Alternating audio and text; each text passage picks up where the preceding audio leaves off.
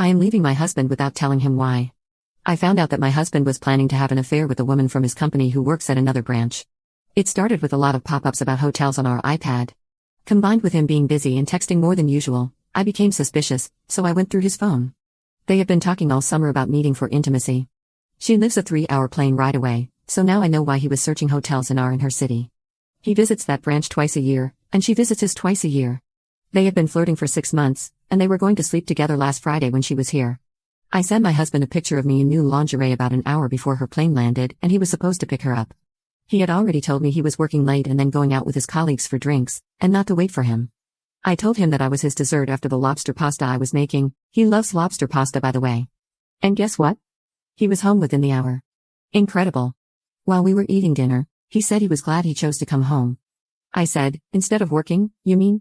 And it looked like he choked on his water a bit before he replied, yeah, I mean, of course. It's sad but also somehow humorous in a way. I pretended like I didn't know anything and went on with the night. I don't have the energy to confront him or tell him that I know. I don't want to hear excuses and apologies. The lease is in his name because I moved into his apartment when we got married, and we still haven't found a house that we both like. So I don't need to worry about that. Our savings and joint accounts are easy to access and divide, and I can do that the day before I leave. I have found a subcontract today for an apartment for 12 months. If I get picked, I can move in on the 1st of October. Then I will serve him the papers and tell him the reason is that I'm bored with our relationship, and I have fallen out of love. I think it's better that way. Update 1. I have now signed the lease. It is a sublease for 12 months, then month to month afterwards until the owner can sell his apartment. I'm so happy that I have found it. I feel like I'm born again. I have felt nothing but pain and despair for weeks. Now I can see the light at the end of the tunnel. I'm still resolute to just leave and not tell him the reason why. I think this is the only way I can cope with this pain without losing my mind or my dignity. Many ask how that would make me look.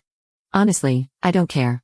Those who love me unconditionally, and those who judge me, is their opinion really worth it? Update 2. I have been on high drive this weekend. No moving on Sundays, but I was fortunate to get the keys on Thursday. I have been discreetly packing my clothes, and yesterday the moving truck came and took all my stuff and the furniture that I bought for my new place.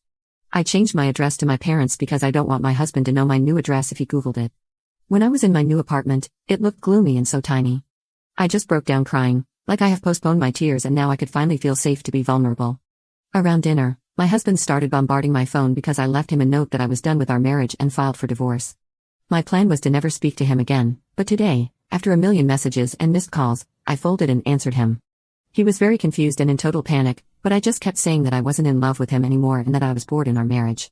He was confused and begged me to come home and explain. Then he started trying to find other solutions. Maybe I was bored with my job or with our apartment.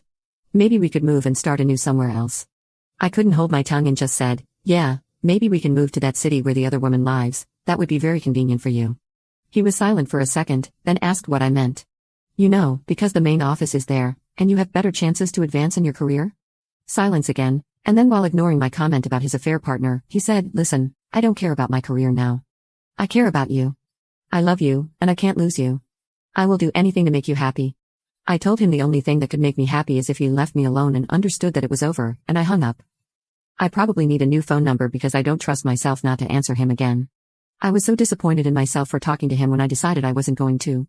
My parents-in-law have called and wanted an explanation, and I just said that I wasn't in love anymore and wanted an out.